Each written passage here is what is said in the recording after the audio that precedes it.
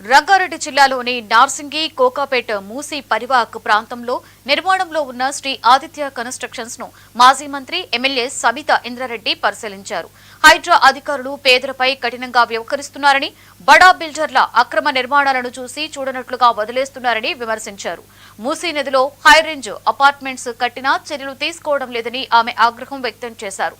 పేదలకు ఒక న్యాయం, పెద్దలకి మరొక న్యాయం చేస్తున్నారంటూ కాంగ్రెస్ ప్రభుత్వంపై తీవ్ర స్థాయిలో మండిపడ్డారు. ఎమ్మెల్యే సబితా ఇంద్రారెడ్డితో పాటుగా ఎమ్మెల్యేలు మర్రి రాజశేఖర్ రెడ్డి, లక్ష్మారెడ్డి, ఎమ్మెల్సీ నవీన్ రావు తదితరులు ఉన్నారు.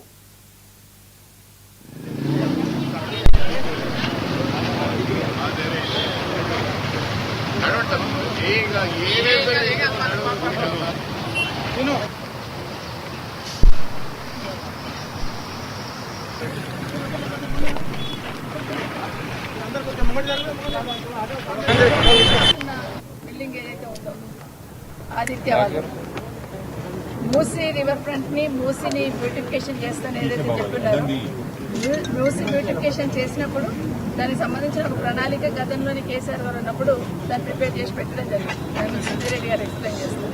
కానీ ఈరోజు ప్రధానంగా ఈ ప్రభుత్వం వచ్చిన తర్వాత హైడ్రాన్ని ఒక దాన్ని తీసుకొచ్చి ఏ విధంగా రాజకీయం చేస్తుంది అనేది రాష్ట్ర ప్రజలందరూ కూడా గమనిస్తూ ఉన్నారు.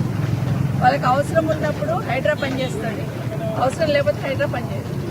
మొన్న మనకు హిమాయసాగర్ గేట్ ఎత్తిన తర్వాత నీళ్ళు వస్తే గండిపేట హిమాయసాగర్ లిఫ్ట్ చేసిన తర్వాత నీళ్ళు వచ్చినప్పుడు ఈ ఆదిత్య వల్లది ఏ విధంగా మునిగిపోయింది మొత్తం అనేది రాష్ట్ర దేశ ప్రజలందరూ కూడా చూస్తున్నారు. మరి ఎక్కడన్నా బఫర్లో ఇల్లు కడితే చిన్న రూమ్ వేస్తే బఫర్లో ఇమీడియట్గా హైదరాబాద్ వచ్చి కనికరం లేకుండా మనం షేర్లింగంపల్లిలో చూస్తున్నాం. అట్లాగే ఆ చుట్టుపక్కల ప్రాంతాలలో కనీసం పేదవాడు వారి ఇంట్లో ఉన్న సామాన్ తెచ్చుకుంటామన్నా కూడా దౌర్జన్యంగా ఏ విధంగా తీసేసారు.